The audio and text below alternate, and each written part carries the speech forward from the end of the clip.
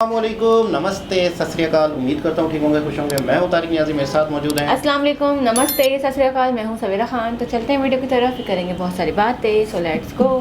तो वीडियो का टाइटल है massive gold reserve worth 600 billion Pakistani rupees. 600 billion 600 billion discover, explain by Ankit Tiwari. Pakistan से gold निकला बाबा। स्टार्ट करते हैं। अग्रवाल।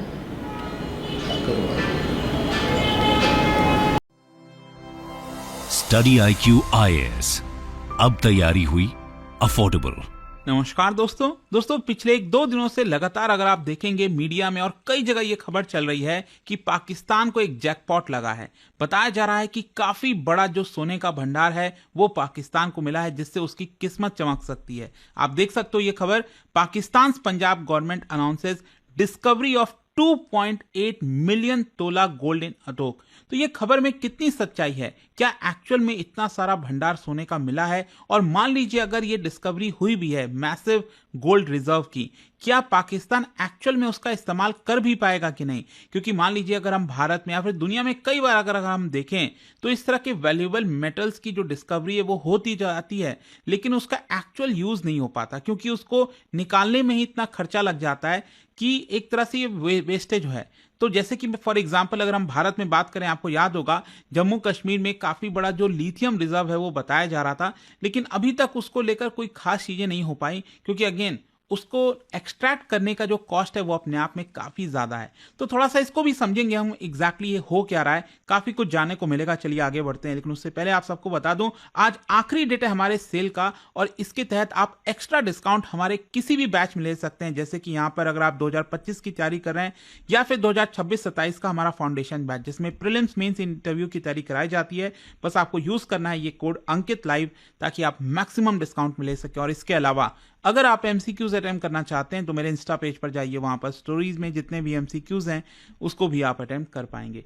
चलिए शुरुआत करते हैं, और सबसे पहले ये देखते हैं कि एग्जैक्टली हुआ क्या है। देखिए बताया जा रहा है रिपोर्ट्स के आधार पर कि पाकिस्तान में जो इंडस नदी बहती है उसमें काफी बड़ा एक गोल्ड डिपॉजिट का जो रिजर्व है वो यहां पर डिस्कवर किया गया है, और इसी की वजह से इसको लेकर जो इकोनॉमिक बेनिफिट है उसके बारे में काफी चर्चा चली। देखिए जब हम इंडस रिवर की बात करते हैं, आप सबको पता होगा काफी it is one of the oldest river की हम बात कर रहे हैं, एंड इसने अर्लीस्ट सिविलाइजेशन में काफी इंपॉर्टेंट रोल निभाया था। हड़प्पन, मोहनजोदारो, हम सब जानते हैं इसके बारे में।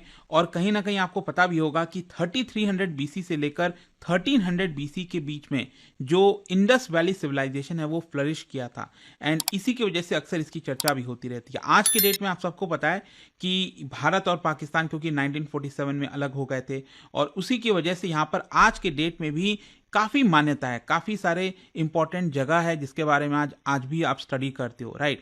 लेकिन यहां पर जो हम बात कर रहे हैं वो ये है कि जो मीडिया रिपोर्ट्स में खबर बताई गई है वो ये है कि ये जो इंडस नदी है पाकिस्तान में, उस नदी में जो नदी का रिवर बेड होता है वहां पर काफी सारा गोल्ड डिपॉजिट हुआ है, ऐसा बताया जा रहा है। और कहां पर मैं आपको बताता हूं, एक्चुअली अगर आप देखिए यहां पर ये रहा आपका इस्लामाबाद, यहाँ पर रावलपिंडी है। और अगर हम इंडस नदी की बात करें ना, तो ये अगर आप ऊपर से देखोगे तो ये इंडस नदी बहती हुई आ रही है, और इसका रास्ता बस आप देखते जाइएगा, यहाँ से इस तरह से होकर ये गुजरती है। अच्छा एक और चीज मैं बता दूं, ये जो नदी आप देख रहे हो जो इंडस रिवर में जाकर मिलती है वो है आपका काबुल नदी, ठीक है। तो ये आपका काबुल नदी है। तो यहां पर एक जगह है दैट इज अटोक, ये आप देखोगे तो अटोक के पास में ही ये जो इंडस रिवर बह रही है ना, इसके एक बड़े हिस्से में बताया जा रहा है कि इसी नदी के नीचे जो रिवर बेड है वहां पर काफी सारा जो गोल्ड डिपॉजिट है वो पाया गया है। और इसका वर्थ अगर आप देखोगे जो एक्सपर्ट्स लगा रहे हैं गोल्ड के वैल्यू का, इट इज अराउंड 600 बिलियन रुपी। और देखिए हम इंडियन रुपी की बात नहीं कर रहे हैं, that is Pakistani rupee, 600 billion Pakistani rupee. और अगर ये चीज सच निकलता है तो डेफिनेट सी बात है जो इकोनॉमिक बेनिफिट है उस पूरे रीजन के लिए, पाकिस्तान के लिए काफी हद तक बड़ा हो सकता है। लेकिन क्वेश्चन अब यहां पर सबसे पहले आपके मन में यही आएगा कि आखिरकार गोल्ड डिपॉजिट एक नदी में कहां से आ गया। देखो जो इंडस रिवर में गोल्ड फाउंड हुआ है जिसके बारे में बताया जा रहा है, इट इज बिलीव्ड कि उसका जो ओरिजिनेशन है, आपको पता ही होगा कि जो माउंटेनियस रीजन है पाकिस्तान का, अगर आप देखोगे यहाँ पर ऊपर के साइड में हिंदू कुश और जो पूरा रीजन है जहाँ से इंडस रिवर होकर गुजरती आती है, हिमालयन रीजन की बेसिकली हम बात कर रहे हैं। तो हिमालय, आपको पता ही होगा, जो माउंटेन बना है वो कई मिलियंस ऑफ ईयर्स पहले बना था। तो यहाँ पर जो टेक्टोनिक प्लेट्स हैं वो आपस में टकराए थे, माउंटेन बना, और उसके बाद यहाँ पर इरोजन स्टार्ट हुआ। जो नदी वगैरह बहने लगी तो इरोजन उससे होने लग गया। एंड इरोजन होने के बाद क्या है कि धीरे धीरे जो गोल्ड है वो आपका ऊपर से होते हुए नीचे की तरफ, प्लेन की तरफ यहाँ पर आकर जमा होने लग गया। और ये जो पार्टिकल्स हैं वो एक्चुअली होता क्या है कि वाटर, नदी का प्रभाव, जो धारा है वो इतना तेज होता है कि वो आपका रिवर बेड पर धीरे धीरे आकर जमा हो सकता है। अच्छा, ध्यान रखिएगा, जो ये जो प्रोसेस मैंने आपको बताया कि यहाँ से जो भी कोई भी अगर आप गोल्ड है, किसी भी चीज का अगर डिपॉजिट है वो आकर नीचे जमा हो जाता है, तो उसी को हम कहते हैं प्लेसर डिपॉजिट। तो क्योंकि हम गोल्ड की बात कर रहे हैं तो it is known as placer gold deposit. तो ये आपको थोड़ा सा ध्यान में रखना है। एंड धीरे धीरे करते करते बताया जा रहा है कि उस पूरे रीजन में, ये जो अटोक रीजन और इसके आसपास का जो पूरा एरिया है, यहाँ पर बहुत सारा गोल्ड जो है वो उसके रिवर बेड पर आकर जमा हो गया। और कितना, वो भी अगर आप देखोगे अटोक डिस्ट्रिक्ट के लगभग 32 किलोमीटर स्ट्रेच पर, 32 किलोमीटर के स्ट्रेच पर जो नदी का है वहां पर काफी सारा गोल्ड स्प्रेड है, बताया जा रहा है। और अगर इसका एस्टिमेट लगाया जाए तो कहा जा रहा है करीब 32.6 मेट्रिक टन ऑफ गोल्ड, और इसी की वैल्यू आज के डेट में लगभग 600 बिलियन पाकिस्तानी रुपी बताई जा रही है। तो जाहिर सी बात है, कैन यू इमेजिन कि अगर ये खबर फैलती है। वैसे मैं आपको बता दूं, ये जो खबरें हैं ना कि हाँ रिवर के नीचे यहाँ पर जो रिवर बेड है वहां पर गोल्ड पाया गया है, ये काफी लंबे समय से चल रहा था। पहले भी अगर आप देखोगे तो इस तरह की रिपोर्ट्स आई हैं। तो क्या है कि जाहिर सी बात है कि अगर इस तरह से अचानक से खबर फैलती है, लोगों को पता चलता है कि रिवर बेड पर बहुत सारा गोल्ड है, तो लोग क्या करेंगे, आसपास वहां पर जाएंगे और उसकी माइनिंग करना स्टार्ट कर देंगे। तो एक्चुअली क्या है कि इसको लेकर काफी सारा इलीगल माइनिंग स्टार्ट हो गया था। और स्पेशली क्या होता है विंटर मंथ्स में, विंटर मंथ्स में क्या है कि जो पानी का फ्लो है वो काफी धीरे हो जाता है, पानी का वाटर लेवल वो थोड़ा सा नीचे हो जाता है, जिसकी वजह से बताया जा रहा है कि उसको एक्सेस करना रिवर बेड, क्योंकि रिवर बेड हम सबसे नीचे की बात कर रहे हैं, तो फ्लो कम हो जाएगा। तो यहाँ पर ऑब्वियस सी बात है जो उसको एक्सेस करना है वो काफी आसान हो जाता है। एंड इसी की वजह से ये जो इलीगल माइनिंग बढ़ गई थी वहां पर, इसको देखते हुए वहां की सरकार ने उसके ऊपर बैन भी लगाया। बताया जा रहा है कि पाकिस्तान सरकार ने सेक्शन 144 इंपोज किया है ताकि इस तरह की जो इलीगल माइनिंग है वो ना हो सके। लेकिन मैं आपको बता दूं, यहां पर जो सीनियर ऑफिशियल्स हैं पाकिस्तान के, वहां के पंजाब प्रोविंस के माइंस एंड मिनरल्स डिपार्टमेंट के, उन्होंने एक तरह से इसको लेकर कोई बहुत प्रयास नहीं किया है कि वहां से गोल्ड वगैरह निकाला जाए, पाकिस्तान को इससे बेनिफिट हो। मे भी हो सकता है इसके कई रीजंस हों, जैसे कि उसको एक्सट्रैक्ट करने का कॉस्ट अपने आप में काफ़ी ज़्यादा है, जैसे कि मैं आपको स्टार्टिंग में बता रहा था। तो इसी की वजह से बोला जा रहा है कि यहाँ पर ज़्यादातर जो माइनिंग हो रही है ना वो एक्चुअली सैंड की माइनिंग और जो जिंक माइनिंग है उसके ऑपरेशंस वहां पर किए जा रहे हैं। और कहीं ना कहीं सरकार उसके गोल्ड के ऊपर शायद उतना फोकस नहीं कर रही है। लेकिन क्वेश्चन यहां पर यही बनता है कि क्या ये पाकिस्तान की जो फॉर्च्यून है, किस्मत है, वो बदल सकती है? क्योंकि आपको पता है आज के डेट में पाकिस्तान को इस तरह के जैकपॉट की कितनी ज्यादा जरूरत है, राइट? पाकिस्तान से ज्यादा आई डोंट थिंक कि आज के डेट में दुनिया में किसी भी देश को जरूरत होगी। लेकिन यहां पर आपको यह भी समझना है कि अभी तक ऑफिशियली पाकिस्तान सेंट्रल गवर्नमेंट की तरफ से सच कोई बहुत बड़ा रिलीज जारी नहीं किया गया है, बताया नहीं गया है। लेकिन डेफिनेट सी बात है, अगर ये गोल्ड रिजर्व एक्चुअल में एडवांटेज हो सकता है पाकिस्तान के लिए, तो उसको इकोनॉमी में लगाया जाएगा एंड इसकी वजह से स्पेशली उस पूरे रीजन का फायदा हो सकेगा। स्पेशली चाहे हम पाकिस्तान के नेशनल डेट की बात करें, काफी सारा कर्ज लिया हुआ है पाकिस्तान ने।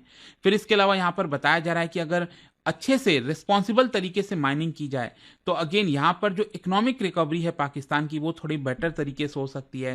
गोल्ड एक्सट्रैक्शन के प्रोसेस में बहुत सारे लोगों की जरूरत होगी, तो इससे जॉब्स भी क्रिएट होंगे, लोकल इकोनॉमीज बढ़ेगी यहाँ पर। लेकिन अगेन समझने की कोशिश करना है कि देखो जो माइनिंग एक्टिविटीज है वो सस्टेनेबल तरीके से होना चाहिए, लीगल तरीके से होना चाहिए, रेगुलेशन होना चाहिए प्रॉपर तरीके से। अब देखना होगा कि क्या पाकिस्तान की सरकार इसको लेकर कोई एक्शन लेती है नहीं लेती है। बट जैसा कि मैंने आपको पहले ही बताया कि इस तरह की जो खबरें हैं कि रिवर बेड पर यहाँ पर जो गोल्ड है वो पाया गया है, ये पहले भी चल रही थी चीजें, लेकिन अचानक से फिर से यहाँ पर मीडिया में इसके बारे में खबर चलने लग गया। आप लगातार कुछ खबरें देख रहे होंगे, तो मैंने सोचा इसके बारे में आपको बता दूं अल्टीमेटली है क्या। और जाने से पहले एक इंटरेस्टिंग क्वेश्चन आप सभी के लिए, स्विट्जरलैंड और गोल्ड को लेकर यहाँ पर 2 स्टेटमेंट दिया हुआ है, आपको बताना है कौन से स्टेटमेंट्स करेक्ट हैं। और इसका जो राइट आंसर है आप सबको पता है, मेरे इंस्टाग्राम पर तो मिलेगा ही, वहां पर अगर आप नहीं हो कोई बात नहीं, टेलीग्राम से ले सकते हैं इसका सही उत्तर। मैं कई सारे जो MCQs हैं वो यहाँ पर स्टोरीज में डालता रहता हूँ। अगर आपको PDF चाहिए तो टेलीग्राम पर आइए, अलग अलग सोशल मीडिया पर आप जुड़ पाओगे। और जैसा मैंने आपको बताया, अगर आप UPSC की तैयारी कर रहे हैं, कोई भी बैच चाहते हैं, you can just use this code Ankit live to get maximum discount. And I hope की वीडियो आपको पसंद आया होगा। मिलता हूं आपसे next time. Till then thank you very much, see you soon. Study IQ IAS, अब तैयारी हुई अफोर्डेबल। ये थी एक खुशी की खबर और साथ साथ मायूसी की खबर। खुशी की खबर तो है, अच्छा इस पे मैंने काफ़ी व्लॉग या वीडियोस देखी हैं पहले भी। एक काफ़ी टाइम से इमरान खान के दौर से ये चलता हुआ आ रहा है कि सोने की बड़ी बड़ी पत्थर क्या बोलेंगे, ज़खायर, हाँ वो हाथ लगे हैं, कब से सुनते हुए आ रहे हैं, अभी तक ऐसा कुछ दिखा नहीं है। मैंने इसी एरिया में शायद पठानों की वीडियोस देखी हैं। पठान वहाँ पे अपने ही बलबूते पे एक लोहे का वो एक बनाया हुआ है, वहाँ से पानी गुजरता है, गुजरता है, पानी के नीचे एक वो लगा दिया है और उसमें ना ये पत्थर गोल्ड के जो छोटे छोटे ज़रात होते हैं ना वो रुकते हैं और पानी चलता रहता है, पानी बहता रहता है। तो ये फिर उसकी जो मट्टी रहती है बचती है, उस मट्टी में से ये गोल्ड निकालते हैं। मट्टी के बाद भी फिर मट्टी में भी फिर गोल्ड नीचे रह जाता है, मट्टी ऊपर से साफ करते रहते हैं। इतना सा पूरे दिन की मेहनत के बाद इतना सा निकला था वो, बाकायदा उसको फिर उन्होंने निकाला और बताया कि देखो ये निकला है।